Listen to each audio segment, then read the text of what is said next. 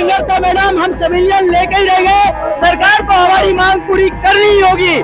Police वाले को आगे कर रही है, इतने सारे पुलिस आए हुए हैं, हमारे लिए एक मांग पूरी नहीं कर रही है। राज्य अतिथि शिक्षक यानी 13वां दिन प्रदर्शन है और 13वें दिन भी जारी है। और इस वक्त मैं आपको दूसरी तरफ का नजारा दिखा देती हूँ। ये दूसरी तरफ का नजारा है, ये जो रोड है ये थगड़ाबांध की तरफ जाती है और दो जो लेयर है सिक्योरिटी की वो लगाई गई थी और सेकंड लेयर वो है जो आपको नजर आ रही है, क्योंकि ये गुरुजी है इसलिए शिक्षकों के अंदर जो है एक सम्मान रहता है, गरिमा रहती है, इसलिए तोड़ फोड़ या उग्रता नहीं दिखाई। लेकिन लगा आज 13वें दिन यहाँ पर पहुंचे हैं और यहाँ पर बैठकर अपना प्रदर्शन कर रहे हैं।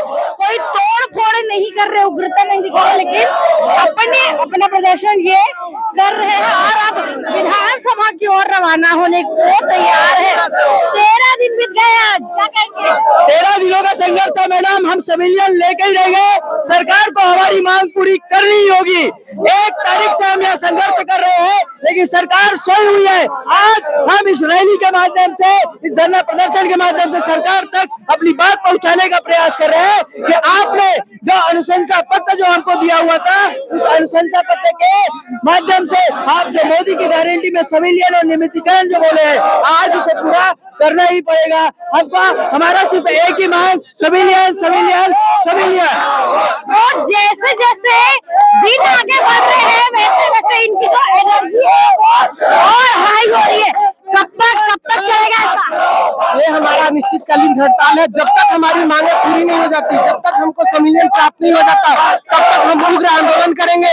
अभी तो बस हम आए हैं, अब धीरे धीरे हम अपने परिवार को लाएंगे। जब हम रोड में आके मरी रहे, 20,000 का नौकरी करके हम अपने घर का खर्चा नहीं चला पा रहे हैं, तो घर में मरने से अच्छा है कि हम शिक्षा मंत्री के जिले में आके मरेंगे और अपने परिवार को भी लेके आएंगे। आपके चैनल के माध्यम से मैं शिक्षा मंत्री जी से हाथ जोड़ निवेदन करता हूँ कि हे शिक्षा मंत्री, हे मुख्यमंत्री, हे वित्तमंत्री जी, हमारी मांग को पूरा कीजिए। हमारी मांग जायज है। हम 11 साल से नौकरी कर रहे हैं, किंतु अब हमारा घर परिवार नहीं चल रहा है, महंगाई निरंतर बढ़ रहा है। तो जो नेतृत्व कर रहे हैं इनका धर्मेंद्र जी, धर्मेंद्र वैष्णव, इनसे बात कर लेते हैं। जी धर्मेंद्र जी, 13 दिन से आप लोग वहाँ बैठे हुए थे हिंदी भवन के सामने, आज आप लोग यहाँ पहुँचे। सत्र चल रहा है, विधानसभा घेरने के लिए पहुंचे हैं। माननीय शिक्षा मंत्री से बार बार निवेदन करे हैं, प्रार्थना किया है। आपने जो लिखा है घोषणा पत्र, ये उनका लिखा हुआ पत्र है, उनका लिखा हुआ पत्र है। जब विधायक बने तो लिखे थे और जब मंत्री बन गए तो इसको अवहेलना कर रहे हैं, अपने ही पत्र का अवहेलना कर रहे हैं। हम निवेदन करते हैं, प्रार्थना कर रहे हैं, अभी भी सिविलियन का मांग कर रहे हैं, सिविलियन दो। हमको रविवार का छुट्टी नहीं चाहिए। रविवार का छुट्टी जो अंग्रेज जो है 1890 में शुरू कर दिया था, और ये मंत्री जी बोलते हैं कि हम आप रविवार को छुट्टी देंगे। ये फोकट का चीज नहीं चाहिए, हम अपना अधिकार पाने के लिए आए हैं। उनका बयान आया था बीच में, उन्होंने कहा था ये शिक्षक यहाँ के है ही नहीं, यहाँ क्यों बैठे, इन्हें तो विधानसभा जाकर। तो हम लोग पाकिस्तान के शिक्षक है, छत्तीसगढ़ के लिए है। भारत के शिक्षक नहीं, यहाँ पाकिस्तान के शिक्षक है। उनको बता दीजिए पाकिस्तान से आए, इसको गोली मरवा दो। कब तक चलेगा आप लोगों का? ये अनिश्चितकालीन आंदोलन है, जब तक या तो हमारी मांग पूरा होगा या तो सरकार उखड़ेगा, तब तक। आर या पार की बात है, तो कार आर या पार, कटोरा नहीं तो कार। जी क्या कहेंगे भैया? 13 दिन हो गए, क्या कहेंगे? शिक्षा की व्यवस्था नहीं थी तब हमारी व्यवस्था की गई है। आज सरकार हमें सड़क पर बैठने के लिए मजबूर कर दिया गया है। सभी जितने शिक्षक यहाँ बैठे सब विषय विशेषज्ञ है। आपको नियमित करने की आवश्यकता है सरकार को। तो आप ये देखिए कि इनकी से जब चालू हुआ था तो इनकी संख्या, इनकी ऊर्जा जो है बढ़ हो गए। आप लोगों को महिलाएं भी है, बच्चे भी है, लगातार आप लोग संघर्ष कर रहे हैं, क्या कहेंगे सरकार को? मैडम आज आपके माध्यम से बताना चाहती हूँ, 13 दिन हो गया शासन छोड़े, परिवार सहित बैठे हुए हैं हम लोग, इतनी परेशान है। शासन पुलिस वाले को आगे कर रही है, इतने सारे पुलिस आए हुए हैं, हमारे लिए एक मांग पूरी नहीं कर रही है। जो हमारे सिविलियन का अधिकार है वो नहीं कर रही है, लेकिन पुलिस इतने सारे प्रोटेक्शन में लगा दिए है। मैडम आपके माध्यम से शिक्षा मंत्री से यही बताना चाहते हैं कि हमारा जो मांग है, एक सूत्री मांग है, हमारा जो अधिकार है आज हम अपने परिवार के साथ घर जाना चाहते हैं, अपने सभी लोग अपने गंतव्य स्थल पर जाना चाहते हैं। शासन हमारी बात नहीं सुन रही है। आप उनको बताइए कि हमारे शिक्षक का अधिकार नहीं देंगे तो उनको भी बदुआ लगेगी, हमारा हक जो छीनेगा उसको बदुआ लगेगा। यहाँ देखिए बहुत सारी महिलाएं हैं और किन्हीं के हाथ में छोटे बच्चे और कुछ लोग देखो ये सारे लोग अपने बैग पैक करके लाल पीछे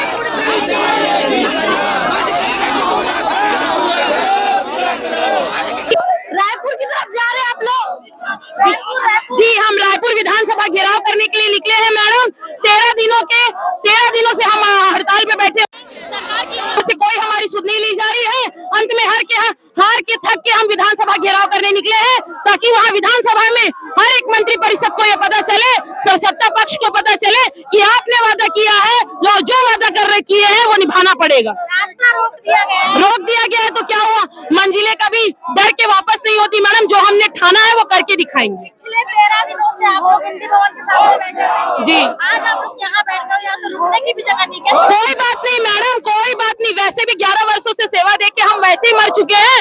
आज शासन चाहती है कि हमें मार दे तो इसलिए मरना ही चाहते हैं। मरना कबूल, धूप में मरेंगे, पानी में मरेंगे, लेकिन यहीं बैठे रहेंगे। वही तो गलत फहमी मैडम, आप खुद बताइए, आप शिक्षा मंत्री प्रदेश के हैं, किसी विशेष जिले के नहीं है। अगर आप मंत्री हैं तो आप पूरे प्रदेश की, आपकी जवाबदारी पूरे प्रदेश की है, किसी व्यक्ति विशेष के लिए आप मंत्री नहीं है। आदरणीय मंत्री जी को हम आपके माध्यम से यही कहेंगे, आदरणीय मंत्री जी अभी इस विधानसभा सत्र चल रहा है, हमारी एक ही प्रमुख मांग है, हमको शिक्षा विभाग में संविलियन किया जाए।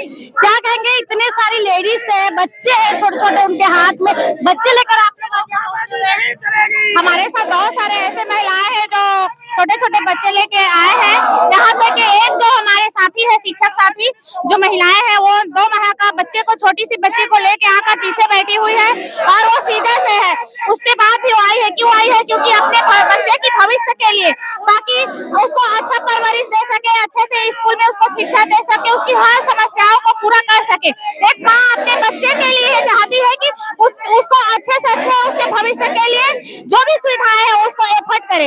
इसीलिए हम सारी महिलाएं आज आए हुए हैं और शिक्षा मंत्री से बस एक ही हमारी मांग है, संविलियन का, क्योंकि हम 11 वर्षों से हम उस क्षेत्र में, बिहार क्षेत्र में, सरगुजा बस्तर जिस संभाग में हम शिक्षा का जो चला रहे हैं, तो हम महिलाएं चाह रहे हैं, हमारे पूरा संगठन चाह रहे हैं कि हमको संविलियन दे, क्योंकि मोदी की गारंटी में हमको 100 दिन की कमेटी बनाकर संविलियन करने का मांग किया गया था और आज तक पूरा नहीं हो रहा है। तो मैं शिक्षा मंत्री से यही पूछना चाहती हूँ, जब उन्होंने वादा किया था तो अभी तक हमारे लिए कुछ निर्णय क्यों नहीं ले रहे हैं?